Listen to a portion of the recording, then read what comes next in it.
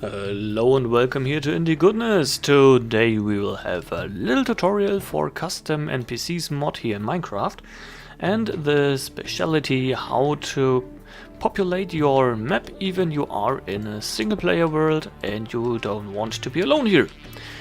Alright, as you can see I already have here some NPCs created with Custom NPC and they have different skins. This is the option to add player skins in here. And for my German project, a lot of people asked me to be on the server or on the map here, and so I added them. You can see a bunch of other buddies. Here am I, for example. So let's start how it is working. The most basic tools you will need are the NPC wand and the tool I just deleted by accident, the NPC pather. There are a few other tools too, for example a cloning device and so on, but I will not mention it here closely because I want to do a very basic tutorial how to create an NPC and what you can do with it. So when you create one, you just take the custom NPC wand, right click, and you see different attributes here. The name. So here, let's see, NPC test body. Here you have different options how this NPC should look like. So you can add a player, for example here my name. This is the Minecraft name.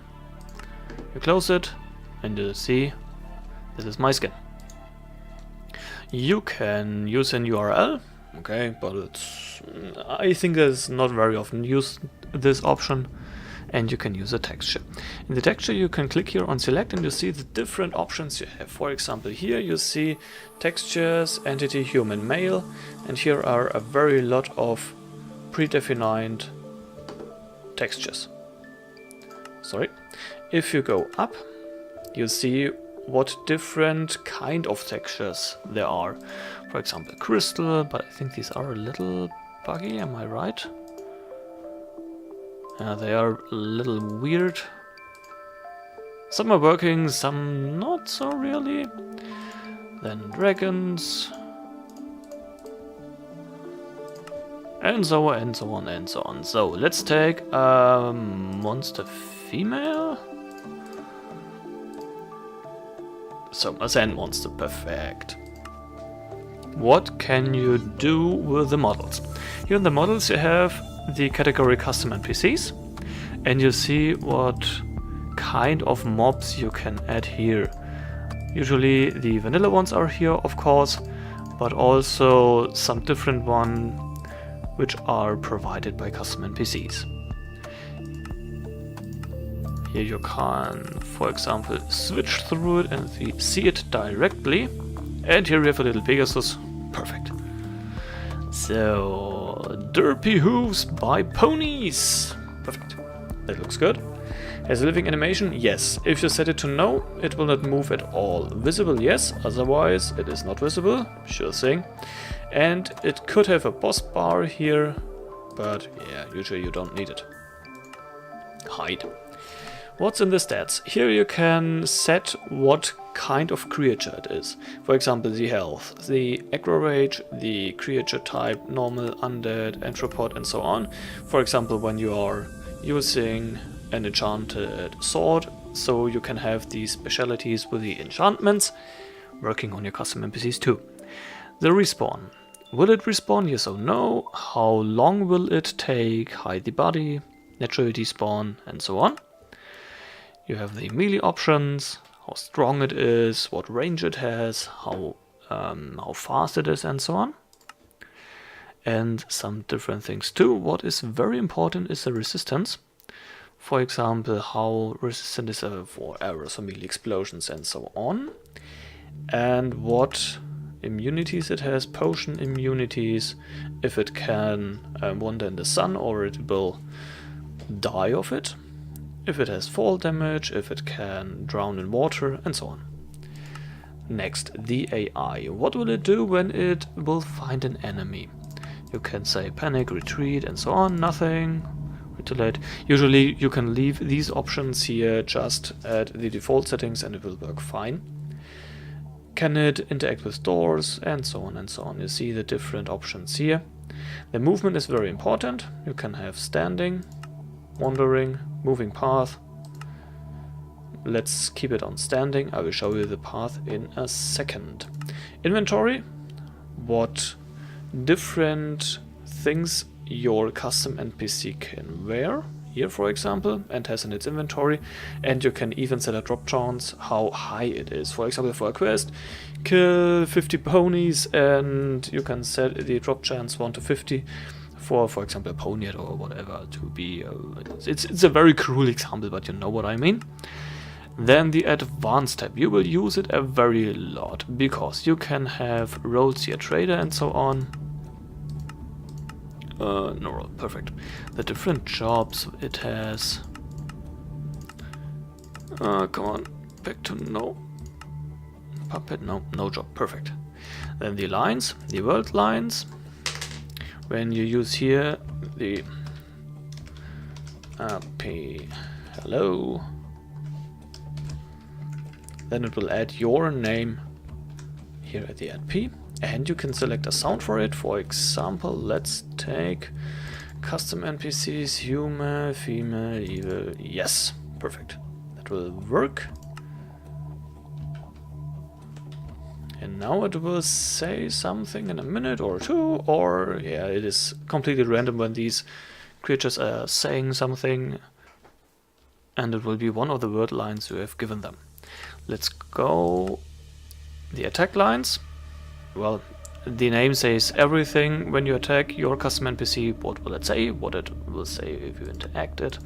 For example, not hello LP, but LP, your map is awesome.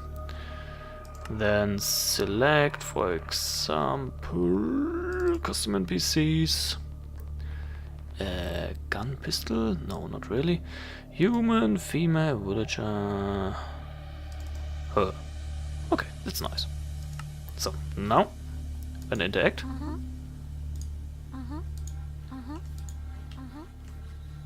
That's how these lines are working. Then in the advanced tab you have the dialogues. A dialogue is a little more complicated. You can even have different options to the dialogues. For example, the player has to have a quest stage and so on. And it is kind of complicated. It's too much for this small tutorial here, I think, so I will skip it. But you can have different dialogues, and these will be shown in a very cool way in a different window here. But that's too much for this tutorial. The sounds, night and linked. Here you can have different linked options, but yeah, it's not that important. The most important is how to create it, how to give it lines, and how to set a moving path. Here you have an NPC pather. So let's say this is a starting point. Okay, escape. This is the next point. This is the next point. This is the next point, and this is the next point. And to start, let's go back here. So right click on it, registered, and when you go here and say AI, movement, wandering, by a movement path, animation, let's do it. I have no idea if a pony can dance. Looping, pauses, yes. Walk speed, let's make it a little faster here by 10. And go for it.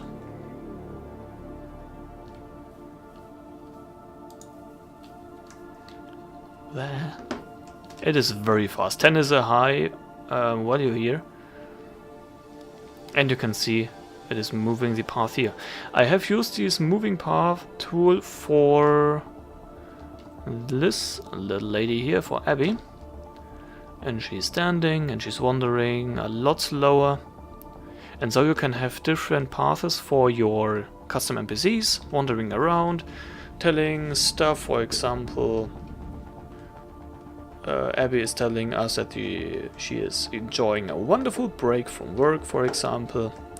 This is only a testing guy here.